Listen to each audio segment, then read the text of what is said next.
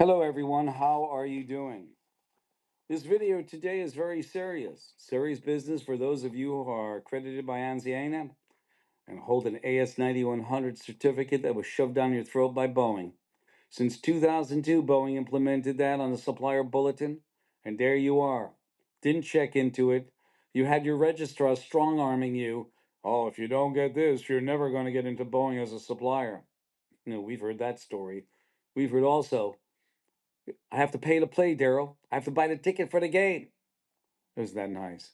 Well, this goes to all of you who bought that ticket for the game, while Boeing itself was not AS9100 until they started work on it in August of 2024, and they started to shove it down your throat. Must be ANSI ain't accredited. That's a fraud, and I'm going to show it to you now. And for those of you who are ANSI ANAP, you might be watching this saying, how could this guy be saying it? Come and get me. Because you know why I'm telling you this? Because I hate corruption when it hides behind a certification of quality and it's not what you think it is. You have 7 different registrars who sit on ANSI ANAB's board. This is illegal. Not really illegal. This breaks impartiality, and we're going to tell you it through a letter. On top of it, this web page for ANSI ANAB was taken down in August of 2024 because I exposed the factor that you have Boeing here and you also have BSI registrars that sit on the management committee that can grant, suspend, and withdraw certification, which means BSI can sign the cert and take it back. Isn't that nice? Boeing can grant, suspend, and withdraw certification. Nice, isn't that? And now we go. The collapse of impartiality, a wake up call for quality, safety, and accreditation integrity. ISO IEC 1711 conformity assessment requirements for accreditation bodies, accrediting conformity assessment bodies, meaning accreditation bodies like ANSI, ANAP, okay, accrediting the registrars. That's all, okay? That's what it means. Clause 4.4 for impartiality has been systematically violated and the industry is complicit. To whom it may concern, I strongly urge you to read this letter in full and with care. You may be inclined to bring this to your registrar for clarification. That's fine. But I can almost guarantee you that they will spin a narrative designed to protect their own interests, not yours. They'll tell you what you want to hear, not what you need to know. What follows is not speculation. It is the result of 40 years of diagnostic inspection and quality system analysis, real world frontline exposure to the collapse of integrity within the global accreditation structure. If you know my name, you already know my track record, and you know I do not make statements like this lightly. The information I'm presenting is fact, period. If your registrar or certifier has a problem with what I'm outlined here, then let's get in a room. You, me, and your registrar, face to face. I'll say every word. I'll say every word again, and I invite them to refute it on the record. They won't because they can't. Clause 4.4 for 17011. The accreditation body shall identify, analyze, evaluate, treat, monitor, and document on an ongoing basis the risks for impartiality. They never did that. The accreditation body shall not allow commercial, financial, or other pressures to compromise impartiality. This clause exists to ensure trust in global certification system.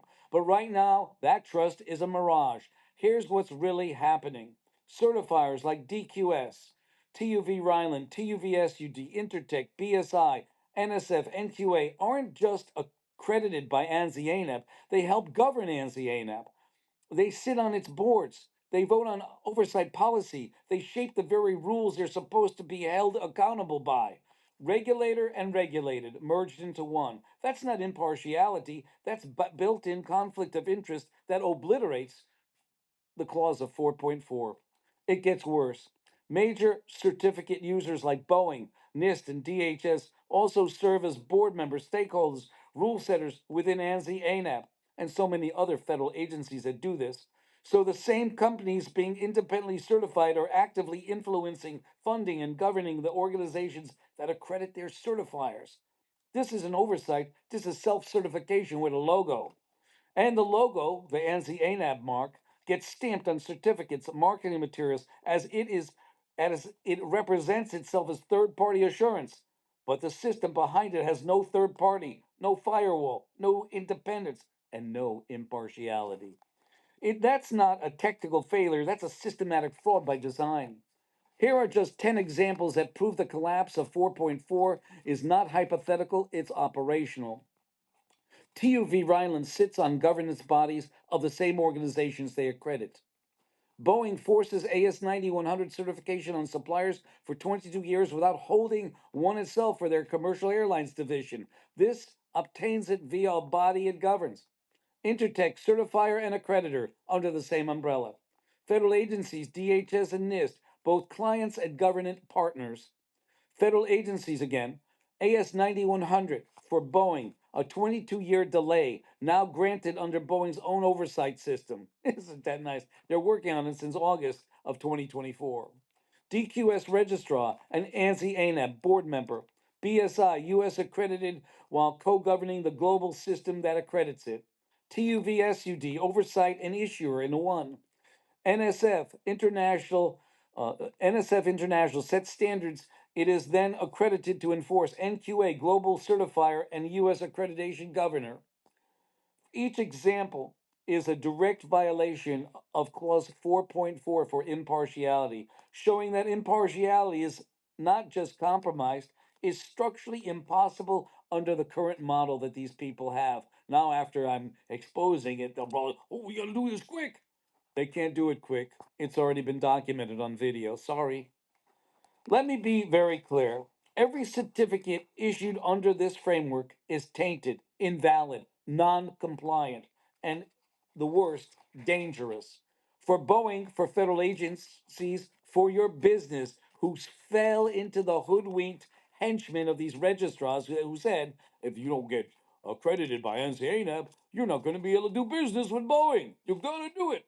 While Boeing itself did not attain an AS 9100 certificate just till 2024. Unbelievable. They started work on it. It is time to face the truth, ladies and gentlemen, business owners. The ANSI, ANAP, IF, and ILAC network is no longer a system of oversight. It never has been for probably over 2 decades. It is a closed loop cartel of mutual self validation where the same players take turns accrediting each other. This isn't personal. This is not personal. It's structural and it's failing and has failed for nearly probably 2 or 3 decades almost. Since its inception, they'd always change around the players, especially on the ANSI ANAB board members. The question now isn't if the accreditation system is compromised. It's whether you're willing to act before your organization is the next headline. And just for the heck of it, this is a guy who got his salary from NSF registrars.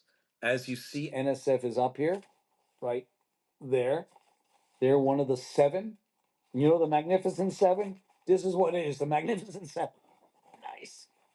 And here he is, Keith Kevin Lawler. He was getting paid 419,000 plus I think is 2 or 3 million that he was the CEO of NSF. They're all in bed together. Your certificate does not match 17011 for impartiality. It's fraudulent at best, and it is not the value. And you may go to Boeing and say, is this guy? Get me in your office. Get your registrar. Make my day. Get your attorneys. Make my day. Because you know something we have is integrity, honesty, and the truth. What you have is bogus. You already heard it.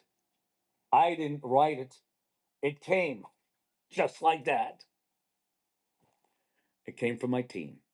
Thank you. 203 556 1493. I thank you.